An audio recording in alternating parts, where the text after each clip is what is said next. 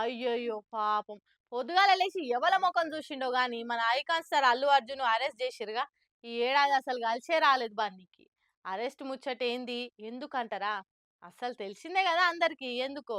ఏమంట డిసెంబర్ 4 తారీఖు పుష్ప 2 బెనిఫిట్ షోకు అల్లు అర్జున్ చెప్పశయ్యక సంధ్య థియేటర్ కు పోయిండు కథమిగ.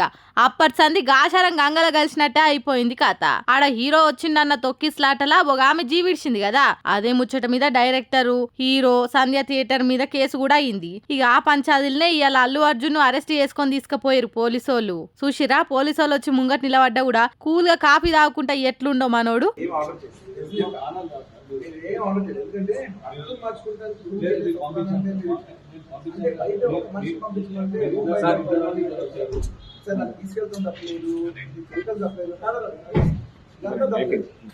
బెడ్రూమ్ బయటకు వచ్చి బెడ్రూమ్ నుంచి స్కూల్ నుంచి అది ఇది తప్పకుండా మంచి విషయం కాదు.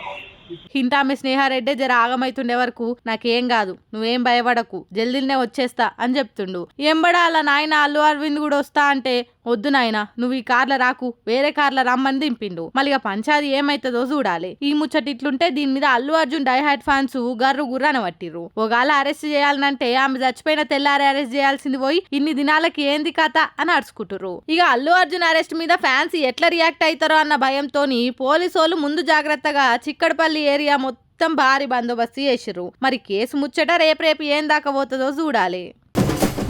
ముఖ్యమంత్రి సారు పిసిసి ప్రెసిడెంట్ ఉన్నప్పుడు బాసర ట్రిపుల్ ఐటీ కాలేజీలో పిల్లగాళ్ళు నిత్యం జీవి తీసుకుంటుంటే వాళ్ళని పరామర్శించేతందుకు పోయిండు.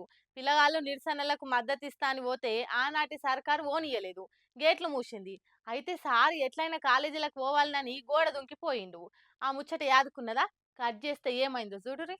రేవంత్ అన్న నీకు నేను యాదుకున్నానా? బాసర ట్రిపుల్ ఐటీకి వచ్చినప్పుడు నా ట్రాక్టర్ మీదనే మిమ్మల్ని కాలేజీ గోడ దాకా తీసుకుపోయినా. ఆడికెళ్లే మీరు గోడ దుంకి కాలేజీలకు పోయినరు. మనం అధికారంలోకి వస్తే ఖచ్చితంగా నీకు నేను సాయం అయితా, ఏదైనా అడుగు అని మాటిచ్చినావు యాదుకుందా? కానీ అదేందన్నా నువ్వు సీఎం అయినవని నేను సంబరపడితే నాకే రుణమాఫీ ఎగ్గొట్టినావు, గిదేం పద్ధతి అన్న అని గోసెల్ల పోసుకుంటుండు నిర్మల్ జిల్లా బాసర మండలం లాబ్దికాడుండే సిందే పేరేజీ అనేగి అన్న.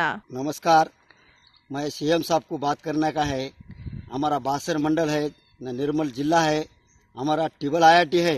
टिबल आईआईटी में जब जाते वक्त बॉर्डर से लेके गए, लाबदी से आए स्कूटी पे ऊपर, हम एक नए ट्रैक्टर को लेके आईआईटी में डाल दिए।